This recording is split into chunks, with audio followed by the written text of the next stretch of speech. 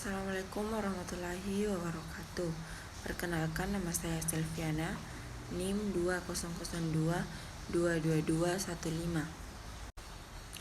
Partisipasi masyarakat adalah keterlibatan individu, kelompok, atau komunikasi dalam proses pengambilan keputusan dan pelaksanaan kegiatan yang berpengaruhi kehidupan mereka. Hal ini merupakan elemen penting dalam pembangunan masyarakat yang demokratis dan berkelanjutan. Partisipasi masyarakat dapat terjadi di berbagai tingkatan, mulai dari partisipasi dalam pengambilan keputusan politik hingga partisipasi dalam proyek pembangunan lokal. 1. Menghasilkan keputusan yang lebih representatif. Partisipasi masyarakat memungkinkan berbagai pandangan dan kepentingan masyarakat diwakili dalam proses pengambilan keputusan. Yang kedua, meningkatkan akuntabilitas. Partisipasi masyarakat membantu mendorong pemerintah dan lembaga publik untuk tanggung jawab kepada masyarakat yang mereka layani. Yang ketiga, peningkatan kualitas kebijakan dan program. Partisipasi masyarakat memungkinkan pemerintah mendapatkan masukan langsung dari masyarakat tentang kebutuhan, prioritas, dan solusi yang diinginkan. Dan selanjutnya, yang pertama, 1. Partisipasi dalam pengambilan keputusan lokal. Melibatkan masyarakat dalam keputusan yang mempengaruhi lingkungan hidup, infrastruktur lokal, atau penggunaan sumber daya alam. Yang kedua, partisipasi sosial. Kegiatan sukarela, kelompok-kelompok, komunitas, dan partisipasi dalam kegiatan budaya. Yang ketiga, partisipasi ekonomi. Pengorganisasian koperasi, kemitraan bisnis, dan partisipasi dalam program ekonomi lokal. Selanjutnya, forum partisipatif. Membentuk forum dan kelompok diskusi tempat masyarakat dapat berbagi pandangan, pemikiran, dan usulan. Yang kedua, kemitraan publik swasta. Penggabungan upaya pemerintah, sektor swasta, dan masyarakat dalam perencanaan dan pelaksanaan proyek bersama. Yang ketiga, kelembagaan partisipatif.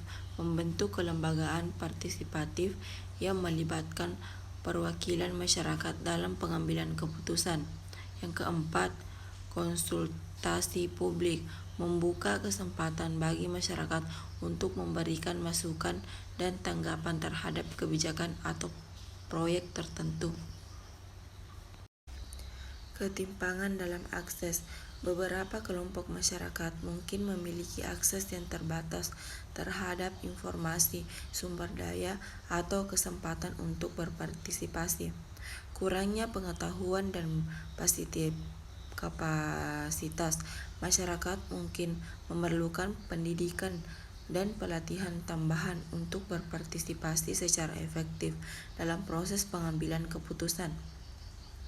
Yang ketiga, kendala budaya dan sosial. Norma budaya, hierarki sosial, dan gender bisa menjadi hambatan bagi partisipasi masyarakat yang inklusif. Instrumen atau mekanisme yang digunakan untuk mendorong partisipasi masyarakat seperti forum masyarakat, kelompok kerja, survei partisipatif, dan mekanisme pengaduan. Selanjutnya, penguatan demokrasi. Partisipasi masyarakat sebagai elemen penting dalam sistem demokrasi. Yang kedua, peningkatan efektivitas program.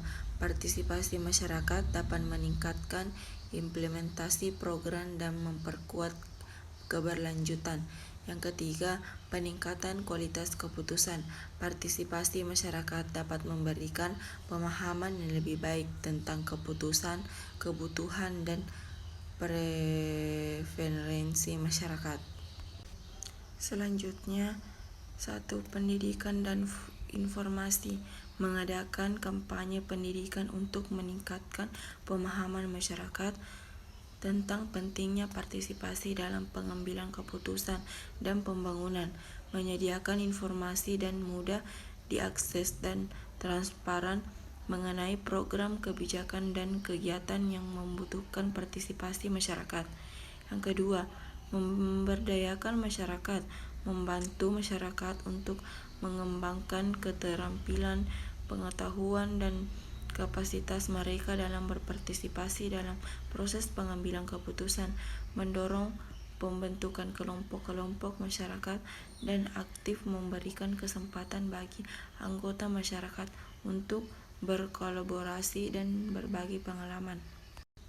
Konsultasi dan dialog, melibatkan masyarakat dalam proses kontribusi dan dialog sejak awal perencanaan dan pengambilan keputusan, mengadakan pertemuan-pertemuan terbuka, forum atau diskusi publik untuk memfasilitas komunikasi dua arah antara masyarakat dan pengakuan kepentingan.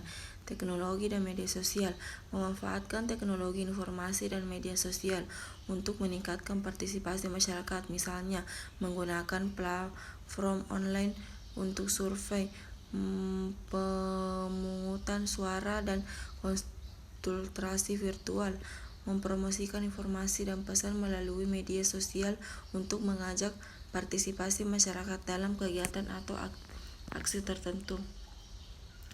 Baik, jadi itulah yang dapat saya jelaskan. Lebih dan kurangnya mohon dimaafkan. Billahi fisabilil haq fastabiqul khairat. Assalamualaikum warahmatullahi wabarakatuh.